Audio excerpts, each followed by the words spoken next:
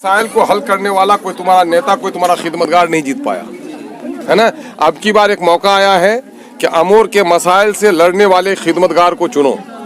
BJP का एक नेता गया कहीं और उससे लोगों ने सवाल किया कि भाई हमारी सड़क नहीं बनी, पुल नहीं बना, स्कूल नहीं खुले, हॉस्पिटल नहीं खुला, क्या किया आपने? तो कह रहे लड़का सुनो, तुम अपने बाप को बुलाओ, तुमको याद नहीं है शायद। तो बाप भी था उसका मौजूद। बोले क्या है बच्चा? तो ठीक है बोलता है। बोले ईमानदारी से बोलिए तो हमको वोट किस लिए दिए थे? सड़क पुल बुलिया के लिए दिए थे?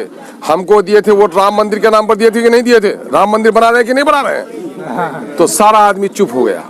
तो अगर वो सो तुम यहाँ मस्तान साहब तो वाक तुम्हारा अगर स्कूल सरकार बात बुझबन तो वागिरा बात बोलवा चाहिए कि तुम्हारा मियाँ तुम्हारा मुझे स्कूल भोट दिया नहीं की मैं सुरजापुर कहीं भोट दिया ना मैं सुरजापुरी छी नहीं मैं पटना तो जब मिलूंगी यहाँ फिर रिक्शा पर बोला और मुझसे बड़का सुरजापुरी क्या है ना। इधर काम इधर हकीकत अच्छे नहीं नीचे है ना। ये नहीं बल्कि तुम्हारा नुमाइंदा जब जाता है पटने में तो लोग हंसते हैं उस पर, हंसते उस पर नहीं है। 3.5 लाख आबादी अमोर बैसाखी उस पर लोग हंसते हैं। एक आदमी जो पंचायत की नुमाइंदगी करने के लायक नहीं है उसको असेंबली में कैसे भेज दिया लोगों ने, है ना। कुर्ता अच्छा सिलता है तो दर्जी को तलाश करते हैं, आम फल अच्छा देखता है तो बाग को तलाश करते हैं, बच्चा अच्छा दिखता है तो माँ बाप की तारीफ करते हैं। नेता जब गिरा पड़ा होता है तो उसकी नजर जनता की तरफ जाती है। पहले राजा के घर में राजा जन्म लेता था, रानी के कोख में राजा जन्म लिया। काला हुआ, कलोटा हुआ, लंगड़ा हुआ, लूला हुआ, गोंगा हुआ, वो राजा हो गया क्योंकि रानी के कोख में पैदा हुआ था। तो इसलिए पहले कौल ये था कि जैसन राजा वैसन प्रजा। रूम का नेरो बांसुरी बजा रहा था और मुगलिया सल्तनत में लोग गुंबदनुमा मकान बना रहा था। तो गुंबदनुमा मकान मुगलिया सल्तनत की देन है। तो अब ये कौल सही नहीं है। अब कौल क्या है? जैसन प्रजा वैसन राजा। तो प्रजा बदल रहे हो ना।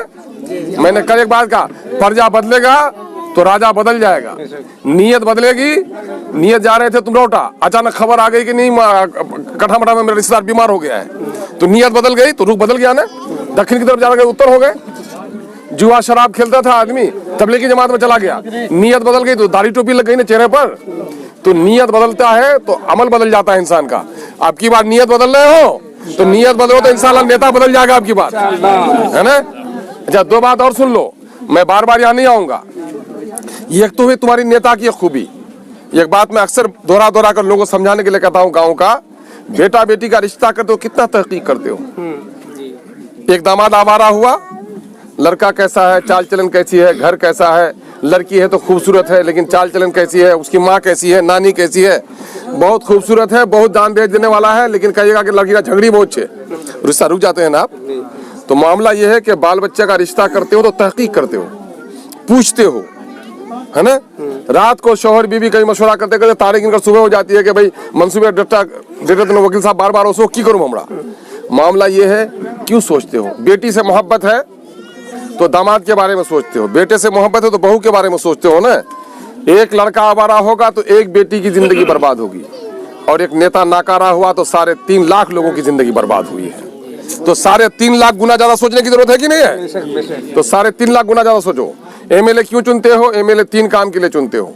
ये राजा का मुल्क नहीं है, प्रजातंत्र है, लोकतंत्र है। लोकतंत्र में लोगों के चुने हुए प्रतिनिधि राज चलाते हैं। तो वहां पर निधि विधान बनाना जो है वो संविधान के अंतर्गत जो विधान बनना है वो कहाँ बनना है? असेंबली और पार्लियामेंट में बनना है। तुम्हारा एमएलए न कभी असेंबली में बोल सका तुम्हारे हक के खातिर, न तुम्हारे लिए कोई लड़ाई लड़ सका। अजीजों, मैं बुजुर्गों से भी कहूंगा कि आप लोगों ने देखा कभी सड़क की लड़ाई, कभी मानंदा के कटाव की लड़ाई, कभी कनकी की लड़ाई, कभी पुल की लड़ाई, कभी हॉस्पिटल की, कभी लड़ा? मस्तान साहब एकदम शरीफ नाम है बुनियादी तौर पर एमएलए का। एक तो ये है कि अच्छे कानून बनाए और कोई गलत कानून बनता है तो उस पर रोक लगाए, है ना। अभी उर्दू को रोका गया ना, बोला कहीं मस्तान साहब का कोई बयान आया? नहीं आया। एक नौजवान पढ़े लिखे हो तुम लोग, मैं एक ही बार में लड़कर 30 हाई स्कूल सैंक्शन करवाया ना कोचा धमन के लिए। एक ही बार के हंगामे में 30 हाई स्कूल सैंक्शन करवाया। जब मैंने ये रिपोर्ट पेश की कि 13.5 लाख की आबादी के लिए मुंगेर में 88 हाई स्कूल और हमारे 17 लाख के लिए सिर्फ 17 हाई स्कूल, मैंने पूर्णिया का तस्करा किया कि 32.5 लाख के लिए 56 हाई स्कूल और 33 लाख की आबादी के लिए हाजीपुर वैशाली में 94 हाई स्कूल। ये नाइंसाफी नहीं चलेगी। एक ही साथ 30 हाई स्कूल सैंक्शन हुआ। कभी सुने मस्तान साहब को कुछ बोलते हुए? कभी नहीं बोला। क्या कोई स्कीम लेकर आया? तुम्हारे टैक्स के पैसे, कफन के पैसे में टैक्स, जूते में टैक्स, साड़ी में टैक्स, इससे बनता है सड़क पुल पुलिया। कभी लड़ा? कभी नहीं लड़ा। तीसरी बात ये होती है कि सरकारी अमला क्या काम करता है? ब्लॉक में सीओ के यहाँ दारोगा लूटा लोगों को। अभी लॉकडाउन में कान पकड़वाया किसी को जुर्माना करवाया। नेता कभी बोला? ये तीनों काम भी नहीं किया। तीसरी बात ये देखो, इस मुल्क में हिंदू मुसलमान सदियों से मिलकर रहता है। उसके मंदिर में पूजा हो, हमारी मस्जिद में अजान हो, या ठाकुर बस्ती है ना, कोई दिक्कत है? प्यार मोहब्बत से हम लोग रहते कि नहीं है? कोई शादी है ठाकुर दावत नहीं होचे? ठाकुर कोई ऐसा शादी है कि नहीं है? मोर संगे एक मोर रिश्ता भाई हुए, मैंने राजेश नाम से ठाकुर है, तो वहाँ आधा मुसलमान को लोग, और वहाँ जब शादी ब्याह हो जाए तो सब मुसलमान रोजे करता धरता है। मामला ये हम लोग मोहब्बत से रहते हैं ना। इसको बीजेपी के से पहले कांग्रेस के लोगों ने मस्जिद का झगड़ा लगाया। बाबरी मस्जिद में मूर्ति बैठाया कब? सन 1949 में। किसकी हुकूमत थी? कांग्रेस की। 50 में ताला लगा, किसकी हुकूमत थी? कांग्रेस की। 86 में ताला टूटा, किसकी हुकूमत थी? कांग्रेस की।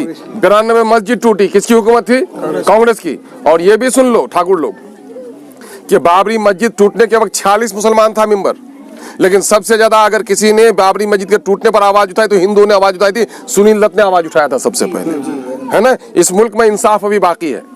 दूसरा मामला यह हुआ कि बाबरी मस्जिद का नफरत की यात्रा निकालकर आडवाणी ने बीजेपी को जिताया। कांग्रेस कहती थी कि हम तो मस्जिद बना देंगे ना वहाँ, लेकिन जब फैसला आया तो जितना बीजेपी का लोग नाचता था उतना कांग्रेस का लोग नाचता था। और आज बीजेपी का लोग, सारे हिंदू बीजेपी में नहीं है, ये बात जान लो। धोखे की वजह से लोग बीजेपी में गए हैं, बल्कि निचली जातों के साथ तो मनोवादी अब भी जुल्म करता है। मामला यह है कि जितना बीजेपी नाचती थी उससे ज्यादा कांग्रेस नाचती थी, और बीजेपी के लोग ईंट और पत्थर से बाबरी मस्जिद बना रहे हैं, और कांग्रेस का जो कमलनाथ क्या भेजता है? चौहंदी की ईंट भेज रहा है। तो नियत साफ हो गया ना। राहुल गांधी क्या बोलता है? प्रियंका क्या बोलती है कि मेरे बाप के सपने साकार हुए। ये बात तो किसी आरएसएस के आदमी को बोलना था ना, बीजेपी को बोलना था ना। कांग्रेस भी वही भाषा बोलती है। दोनों बराबर है कि नहीं? गुजरात में माऊ बहनों की इज्जत टूटी, चाहे हिंदू हो या मुसलमान, वो तो भारत की बेटी थी ना। बाप के सामने में बेटी, भाई के सामने में बहन, बेटों के सामने में उसकी माँ की इज्जत टूटी। और ये बीजेपी का जमाना था। लेकिन कांग्रेस के जमाने में यही जाओ ज्यादा मत जाओ, 200-250 किलोमीटर की दूर भागलपुर तुम्हारा है, 1200 नौजवानों को गोभी के खेत में दफना कर उसके सीने पर गोभी लगाया। कौन था? कांग्रेस थी। एक बात और सुन लो कि बहुत सब लोग बोलता है कि हमारा खानदानी कांग्रेस ही थी। खानदानी कांग्रेस तो बोले गई, तुम्हारा खानदानी कांग्रेस छेन कोई है? मुझे कागज पत्तर छे तुम साथ दादी नाम से जयबुन्निसा कोई छा दादो नाम लिखा जाए गांधी जी, तो तोर दादो जब गांधी नहीं बोलते खानदानी कांग्रेस ही करने बोलो, है ना। मौलाना आजाद कांग्रेस तुम्हारे को आलोला देनी रहे तो कोई नाजायज है और खानदान से, है ना। तो ये बात जो मैं कह रहा हूं, ये बात सुनिए तवज्जो से कि आज इस मुल्क में कांग्रेस वही काम कर रही है जो बीजेपी कर रही है, बल्कि बीजेपी वही कर रही है जो कांग्रेस ने जिसको शुरू किया है। आपका कोई नहीं है इस मामले में। आज आप लोगों ने वोट दिया और हमने कुर्बानी दी कि नहीं? एक मेंबर को रिजाइन करा, रिजाइन नहीं करवे, मैं एमएलए रिजाइन करूं, आप मंत्री कुर्सी की लात मारे दिनों मौलाना असरार लोग जितान नहीं, तासमीर रहमतुल्लाह अलैह। जब कुरान पर हमला हुआ तो मौलाना असरार साहब